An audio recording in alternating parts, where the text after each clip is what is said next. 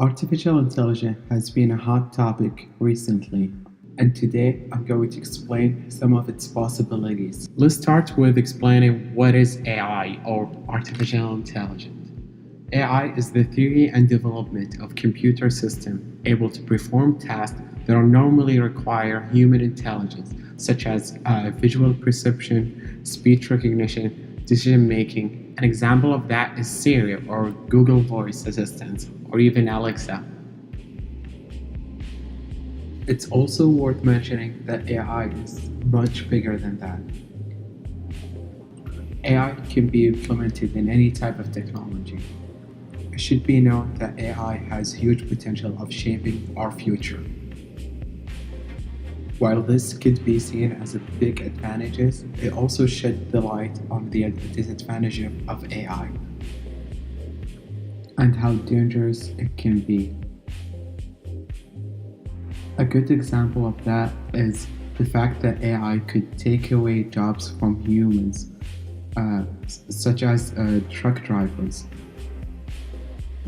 Here is a clip about a reporter talking about the advantages of AI with driverless trucks. There's fuel efficiency impact, safety, also maintenance. All of those things are benefits to moving freight across the country.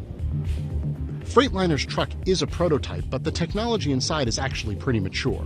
What needs development aren't new sensors or microprocessors, but laws and regulations that will govern how these machines will exist in the world. We want to have the conversation with the federal governments, with the state governments. That's what we really see as the next steps in order to bring autonomous driving to the road. Another example would be what the company OpenAI has just experimented, a pod that was able to beat the champion of Dota, which is a very complex video game. By Wednesday, we played with the best player in the world. We won with him 10-0, 12-0 maybe. They told me it wasn't a big deal because it played thousands of games against itself, so I shouldn't feel too bad. I was embarrassed. This thing accomplished in like 6 months what I've set out to do for 8 years. I mean, I was excited just because of the implication, right? If there's a bot that can play at a super high level, then it's great. I mean, it just pushes Dota to a new level in general. 8 very high level players played it, and all 8 of us got stomped in game 2. People were upset. They didn't want to give it the credit that it deserved. Anything that can be programmed in 6 months to beat 8 top players one after another, that thing was, it's unlike anything. You've heard about it, now you're going to be playing against it. Can you comprehend the idea of a bot being better than you?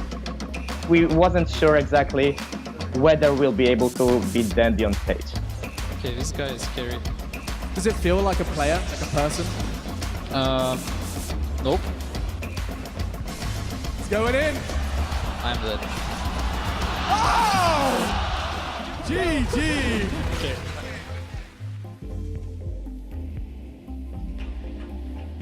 We'd like to find agents that are able to adapt and learn in very new environments and accomplish increasingly more complicated tasks.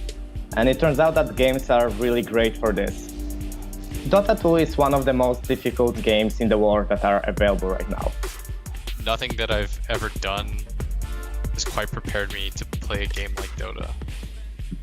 Also, another example here would be the game Go, which known as being one of the most complex games the human race have ever created. And just like Dota, the champion of Go was defeated. In fact, the AI was playing in such a strange way that was never been thought of. And right now, in all of Go schools, this new way of playing is being taught, just to expand the possibilities of the game. While yes, I do agree that artificial intelligence has so much potential that could be implemented in so many different areas. But we should be really concerned about the negativity of AI. If AI keeps on developing with this high rate, we as humanity might end up being forced to use a universal standard income, which some people might think of as being extreme.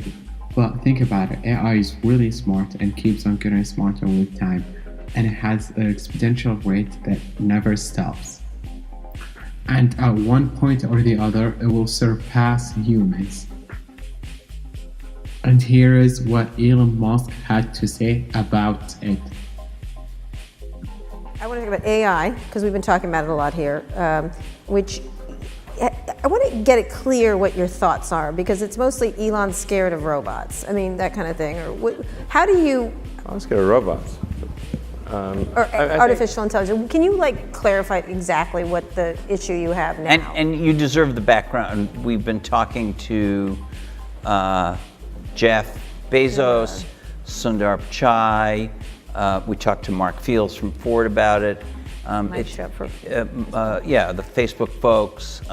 There certainly seems to be in the tech companies a big, tremendous new drive or interest to believing they will be all competing for intelligent assistance. And it's good. It'll make your life better. Make your life better. Technology Siri is going to suddenly get smart. Microsoft's one is going to get smart. Google is going to cream them all. It's largely a happy version of this. Sometimes technology hurts you, but not as much as it helps you. That's really... Yeah. So there's been a lot of conversation here about that. Yeah, sure. And you've staked out a slightly different position. So can you talk about that?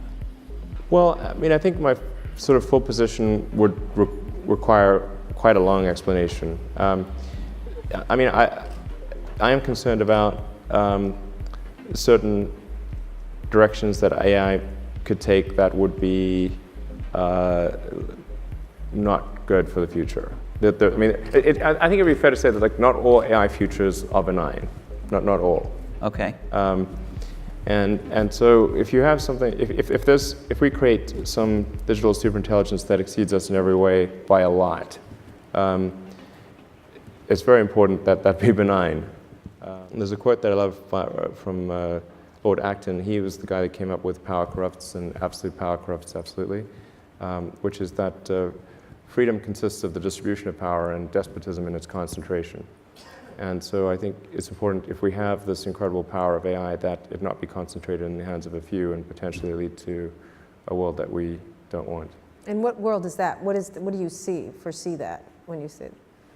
It's difficult. I mean, it's called the singularity because it's difficult to predict exactly what future that might be. Except I don't know a lot of people who love the idea of living under a despot. I don't think people generally choose to live in a democracy over a dictatorship. And the despot would be the computer? Or the people controlling the computer. Those are some of my thoughts about artificial intelligence, and please feel free to share your thoughts as well. And thank you for watching.